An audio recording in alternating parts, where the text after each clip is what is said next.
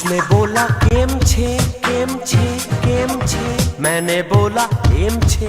1980 এর দশকের মাঝামাঝি বলিউডে আবির্ভাব হয় এক নতুন তারকার, একজন বহুমুখী প্রতিভাবান অভিনেতা, যিনি শুধু বলিউডে তার অভিনয় দক্ষতা দিয়েই নয়, বরং তার অনবদ্য নৃত্যশৈলী ও কৌতুক দিয়ে দর্শকের হৃদয়ে স্থায়ী জায়গা করে নেন। হিন্দি থেকে বাংলায়ও ছড়িয়ে পড়ে গোবিন্দ নাম।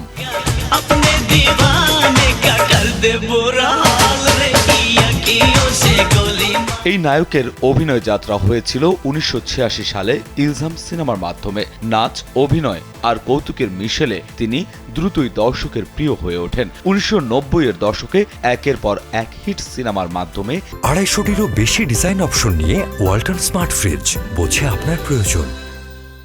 তিনি বলিউডে নিজের জায়গা শক্ত করে নেন। हाय मेरी जान तू ले जा অভিনেতার ক্যারিয়ারে রয়েছে অসংখ্য সফল সিনেমা। কুলি নম্বর 1, হিরো নম্বর 1, রাজা বাবু থেকে শুরু করে দিওয়ানা মাস্তানা এবং পার্টনার, এই সব সিনেমা দিয়ে গোবিন্দ বলিউডের দর্শকের হৃদয়ে রাজত্ব করতে শুরু করেন। বিশেষত পরিচালক ডেভিড ধাওয়ানের সঙ্গে তার জুটি ছিল একেবারে স্বর্ণযুগের মতো। এই জুটির ছবিগুলো আজও দর্শকের মুখে হাসি ফুটিয়ে তোলে।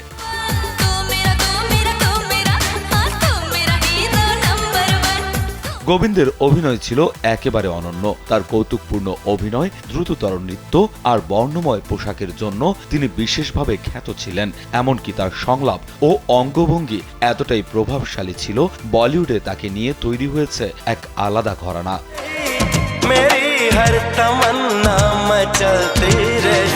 অভিনয়ের বাইরেও গোবিন্দ রাজনীতিতে সক্রিয় ছিলেন। 2004 সালে তিনি কংগ্রেস দলের হয়ে সংসদ সদস্য নির্বাচিত হন। বলিউডের বাইরে রাজনৈতিক অঙ্গনেও তিনি তার দক্ষতা প্রমাণ করেছেন।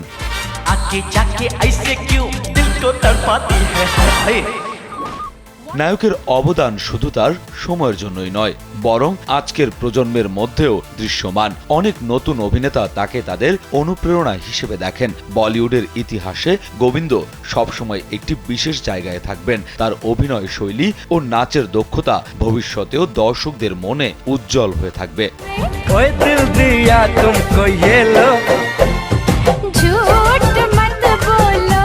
গোবিন্দ শুধু একজন অভিনেতা নন, তিনি বলিউডের এক যুগান্তকারী নক্ষত্র। তার কমেডি, নাচ এবং অনবদ্য অভিনয় তাকে এক অনন্য উচ্চতায় নিয়ে গেছে। আজও বলিউডে তার নাম এক বিশেষ জায়গায় রয়েছে এবং থাকবে চিরকাল।